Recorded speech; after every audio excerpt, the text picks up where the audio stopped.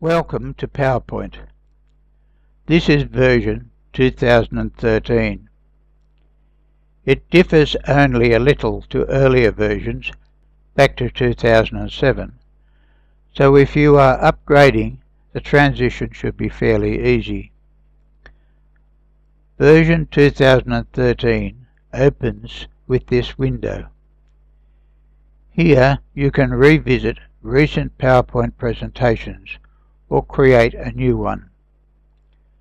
A number of color scheme templates have been provided, or you can simply start with a blank presentation and choose your own colors as you go along.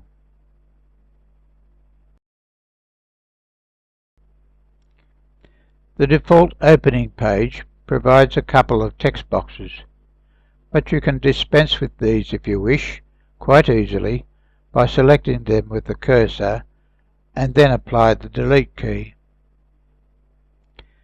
Before you go further, a decision is required. What aspect ratio will be used for the presentation? Will it be standard 4:3 or widescreen 16:9? Go to the Design tab on the command line and choose Slide Size. It is good practice to standardize all graphics, images and video components to one aspect ratio. Changing aspect ratios in the middle of a presentation is untidy and distracting.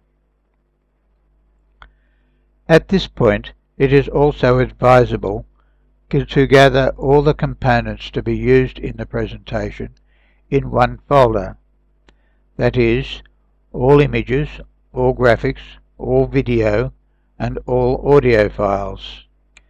The project must also be saved in that folder. Having dealt with those requirements, we are ready to start. As might be expected, the command line where we found the Design tab, there are a number of other commands which we might invoke from time to time.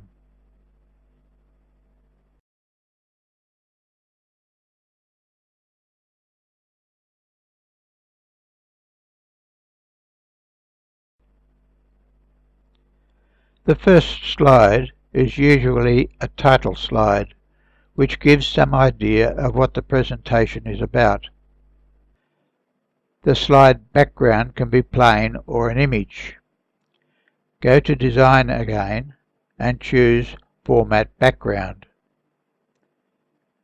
A number of options are offered, from plain fill to an image. An image is good if there is little text to be displayed.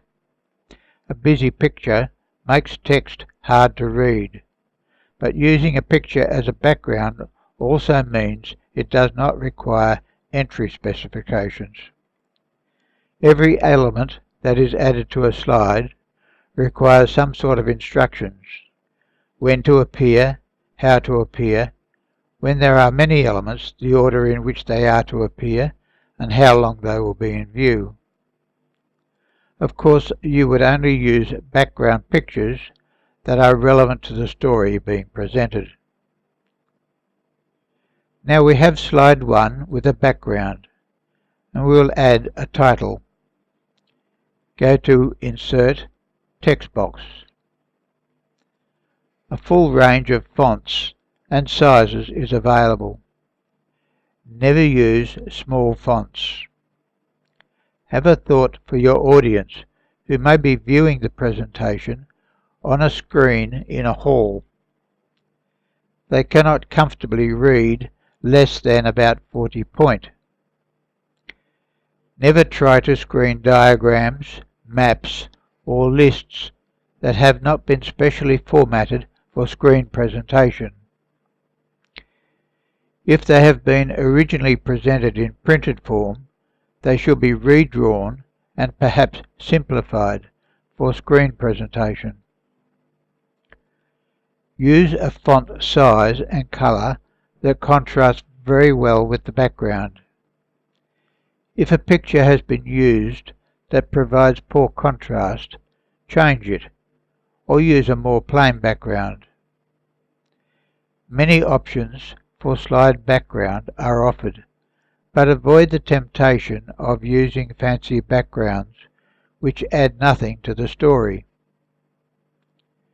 Remember also that PowerPoint offers many fancy effects for introducing text and images to the screen. Use them sparingly or not at all. Bells and whistles in a presentation rarely add value. Content is important, not special effects. When you are ready to add another slide, go to the Home tab and choose New Slide. If slide 1 was on a plain or unobtrusive background, we might have ticked the box at the bottom which said Apply to All. If the first slide background was an image, then chances are we would not wish this background for every slide, so we would have to untick it.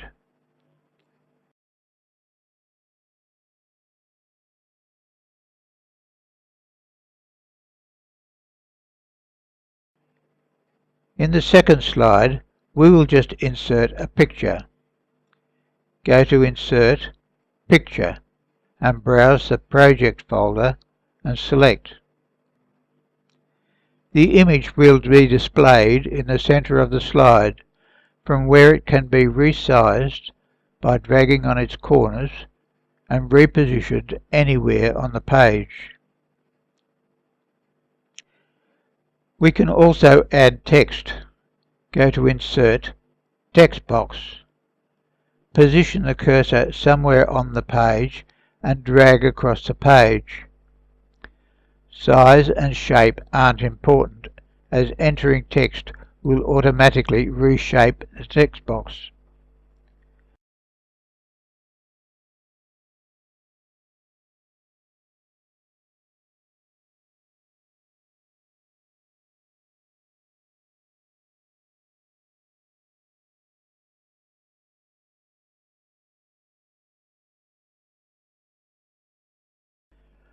Remember to set text color and size to optimize visibility. Avoid fancy fonts. Choose a plain, easily read font and stick to it throughout the presentation, unless it is desired to give a text passage special emphasis.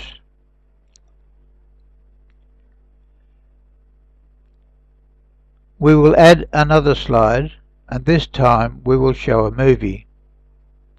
Go to Home, New Slide.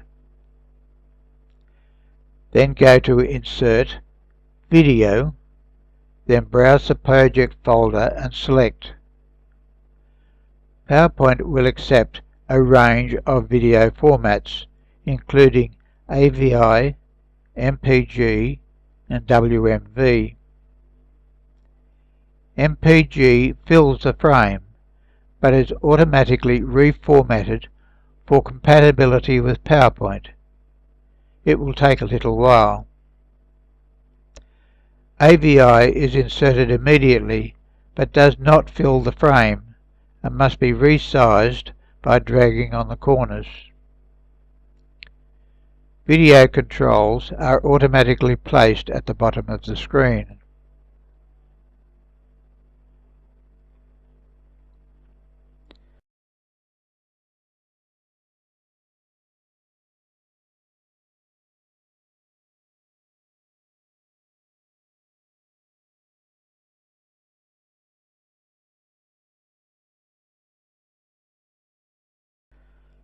At this point, we have 3 slides, and we should give some thought to timing and transitions.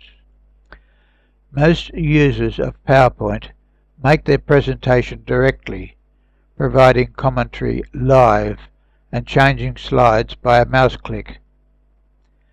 However, presentations can also be automatic, with preset timings with embedded commentary. They can even be finalized on a CD, which has an inbuilt PowerPoint viewer for audiences who do not have PowerPoint on their computer, or who have an earlier version of PowerPoint which is incapable of reading the finished presentation. So we'll go back to slide 1. We will set the time for the slide to be screened at 10 seconds and the slide transition to fade.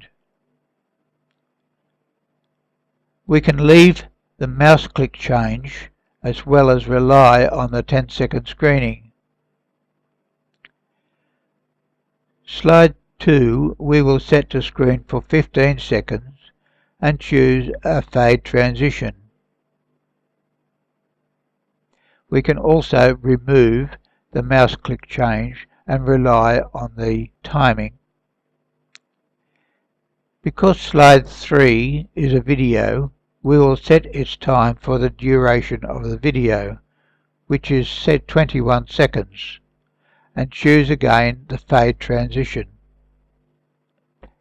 It is untidy practice to use different transitions, though several options are offered. Choose one only for the entire presentation, or none for consistency. Changing transitions is distracting and adds little or no value to the presentation. First, click on the movie to highlight it. Now, since we have used a movie, some additional instructions must be provided. Go to the command line and you will now notice two new commands appear with a blue highlight labelled Video Tools. Choose Playback. Set to play full screen and most importantly, set to start automatically. If this is not done, the movie won't start unless you give it a mouse click or use the video controls.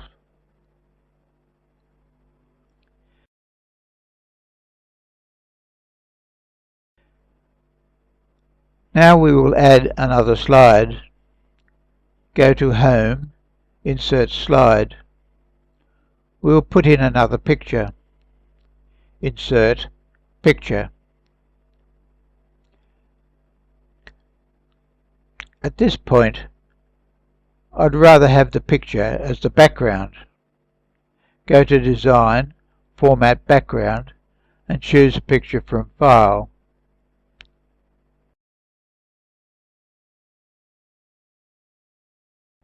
Now, of course, I have a picture on top of the picture background, which won't do at all.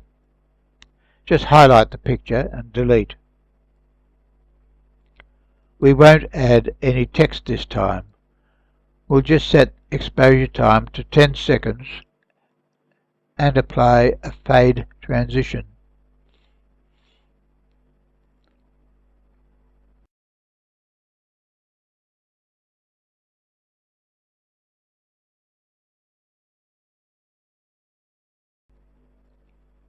On the next slide, we can add another movie.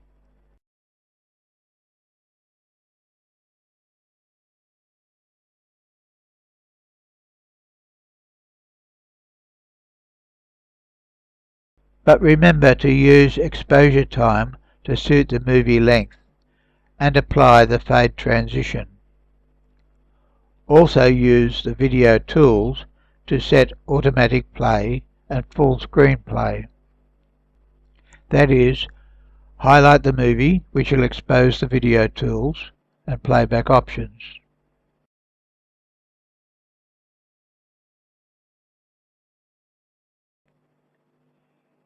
If the ultimate aim is to run this presentation automatically, we will insert a commentary file. Or alternatively, we might want a music file as the background. To do this, we go to Home, then Insert, then select Audio and browse for the file.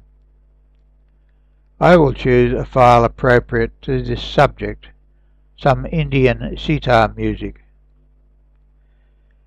Note that as with video, tools appear that are appropriate to audio when the audio icon is highlighted. Again, choose Playback from Tools, select Play Across Slides and start automatically. If you do not choose Play Across Slides, the audio will usually stop as soon as the presentation moves on to the next slide. Also, if the audio starts on a video slide, it may keep playing until it ends, which will be beyond the length of the video. If desired, you can hide the audio icon whilst the file is playing. The audio file also has its own controls, including volume. Another very useful function is the option of rehearsing timings. This is particularly useful if you have a recorded commentary for the entire presentation. With the first slide selected, go to the tab Slideshow and select Rehearse Timings. When you click on it, the slideshow will start from the beginning, and a little timer will appear in the top left-hand corner. Listen to the commentary, and at appropriate points when you want the presentation to move to the next slide, left mouse click on the little arrow. At the end of the show, a screen message asks if the timing changes are to be saved. When ready, the presentation can be saved. Go to File and choose Save or Save As. Save As offers a range of options. If the presentation is to run automatically, save as a PPSX file. A PPTX file is for manual presentation. You can also save as an earlier version of PowerPoint by choosing the PowerPoint2007-2003 PPS for PowerPoint Show, or the PowerPoint 97-2003 PPT for manual presentation. You can also choose the Publish tab and save the presentation to a CD.